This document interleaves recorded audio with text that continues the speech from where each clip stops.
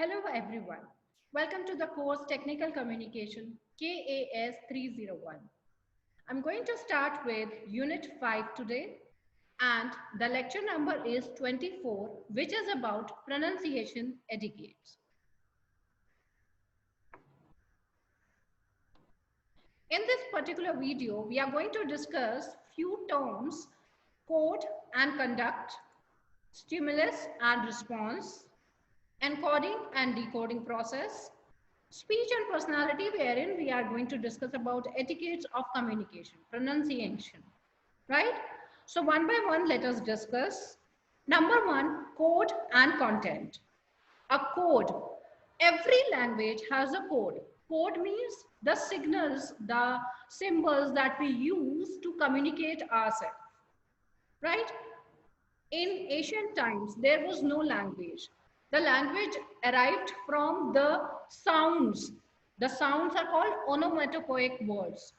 The words that have taken out its meaning from its particular sound, like hiss of snake, buzz of bees. The sound when they buzz, the sound comes like buzz, right? So these are onomatopoeic words, right? So we have given certain codes to the language, and then the language developed slowly and steadily. A code may be defined as any group of symbols that can be structured in a way that is meaningful to another person. So कुछ symbols हैं जो हमने decide कर लिए है language के लिए. Table है, table is a code for anything having a wooden plank and 4 legs or 3 legs attached to it, right? In a way, all languages are codes. In our language, Hindi, it could be different. In our language, English, it could be different. In a language named German, French, Russian, or any type of language, everyone has different codes, right? Don't you see that when a child is born, we, in fact, if we talk about a child, the same things in different languages have different words. So they have different codes and the child understands with that particular code. It contains elements that are arranged in a meaningful order. A code as a group of elements. Group of elements कौन कौन से हो गए? Vocabulary. Every language has its vocabulary, right? That's what we learn since our childhood. And a set of procedure for combining these elements meaningfully. सो कोई भी language में एक तो वोकेबलरी पार्ट प्ले करती है और एक सिंटेक्स, दैट इज कोई ग्रामर रूल्स होंगे उन पर्टिकुलर लैंग्वेज के जो हम फॉलो करते हैं सीखने के लिए. So this is the way we establish codes for our language. ठीक है. So languages are established with the help of vocabulary and the syntax, the rules, the procedures to conduct that particular language. Content. One is code, which we understand. You have done process of communication where encoding is done. Encoding, that means आप अपनी language में आप अपनी समझ के according उसको encode कर रहे हो. Code word is used over there. decode, code word is again used over there. So ये कुछ नया नहीं है. Don't get confused. It is the same thing. The way you understand, the way you have understood the language so far, and then you understand what is being said by the speaker. Content in communication means any text matter of a document or publication in any form. So content is the text that we read, the books that you read. It is all full of content. An example of content is the word inside a book, as I told you just now. So it is defined as what is inside or included in something. Thus, code and content in layman's language means communicating message. Message हो गया. Content, content क्या है? जो message आप send कर रहे हो through some symbols, code, right? So this is code and content. Now stimulus and response. So see, for every reaction, you must have read in your science that for every action there is a reaction, right? If you touch a hot plate, you instantly remove your hands or pushes it back because there is an action involved and then finally the reaction which is being done. Same way, whenever we communicate something, we get a reaction from the other end, right? So that is response, and the stimulus is what we are involved in telling others. Stimulus and response are the two terms that are frequently used in any discussion in a communication process. A stimulus is anything that person can receive through one of his senses. If you smell something good, it is its order is so good. So communication gets involved because your five senses are involved. You see, you speak, you listen, you smell, you taste, and various other things. And then you can perceive certain things and you can bring it in your communication. A stimulus is anything that person can receive through one of his senses. In fact, it is anything that can produce a sensation. A response is anything that an individual does a reaction to a stimuli. Communication is a two-way process, hence the stimulus, that is the message, caused by, it should be by, not bui, by the sender leads to a response, reaction after receiving the message by the receiver. So a response is generated after the stimuli, that is the message. This is the reaction after receiving the message by the receiver. So stimulus is giving the message and response is the reaction that you have got after getting that message. Encoding and decoding process.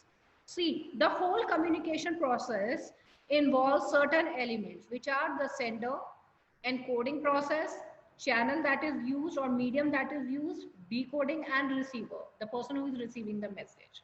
This has been explained by this diagram, where a sender, a source sends a message to a receiver by encoding the message, by telling in a better way that particular message which is there in his mind through some sort of channel. The receiver receives the message and decodes it as per his understanding and finally gives the feedback. So this is the stimulus which has been, the stimulus has been forwarded and this is the response, and the context is in which context that communication has happened. Therefore, encoding process, in order to convey message, the sender encodes his message, that is, he translates a message in the form of symbols. He must have a good vocabulary. Symbols हो गए, vocabulary, grammar rules that he is using, good knowledge of grammar and syntax. Any flaw might distort the meaning of the message he wants to convey. And what is decoding process? Decoding is the listener or the receiver decodes the encoded message. He interprets the encoded message. He tries to decipher and understand. वो समझने की कोशिश करता है receiver कि what the speaker is speaking. He must have enough knowledge to decode the message. Suppose you are short of vocabulary, how will you understand what the speaker is saying, right? So in that case, you have to fill up that gap. You have to overcome that barrier. Now the last topic is pronunciation etiquettes. When we pronounce करने में there are certain etiquettes that has to be followed. Pronunciation refers to a way word is spoken. Pronunciation affects the way we communicate. Right pronunciation helps in communicating more effectively and clearly. However, incorrect or improper pronunciation lead to misunderstanding, right? And ineffective communication. As a result, the entire exercise becomes futile without any use. For example, some people pronounce zoo as Jew. So when one hears Jew, he won't be understand that what you are trying to convey. You are trying to convey zoo, right? So how will he understand? So pronunciation should be appropriate. The etiquettes that should be followed in a communication are: communication etiquette in the workplace is an important skill to master. It is a two-way process. The speaker as well as listener is involved. So what are the certain norms that he should follow? Those are: one, don't hijack the conversation. That is, you should not take a rule or take a power of others' conversation. Give people time to speak. You should allow people to speak and you should speak turn by turn. Invite others in conversation. A good speaker, having good etiquettes, always invites others and gives chance to speak. Ask questions to people. Give people a chance to answer and make sure you listen. So it should not, you must have seen certain students in a class who always deliberately, they raise up their hands and then they answer the question, right? Immediately, even if you know the answer, but you are not that prompt. So it annoys you sometimes. So one should give chance to others also to speak, and you should also listen to them. Not only you should give chance, but also listen attentively to those people. Respect other people's opinion. Don't be a know-it-all. That means you should not show anyone that you know everything. Don't make disagreement personal. If you are involved in a discussion or a debate, keep it till discussion or debate and do not take it personally. Speak when your turn comes. Listen attentively when others speak. So listening ability is also very, very important. We have also discussed it in group discussion where listening is such an important activity, right? And this is one thing on basis of what you are being judged. You are being given marks. One of the parameter of group discussion is when you listen to others attentively. That is being checked. So you can understand how important it is to listen others. So we should always listen attentively when others speak, because it is the same thing that you desire out of others. So that is all about pronunciation etiquettes.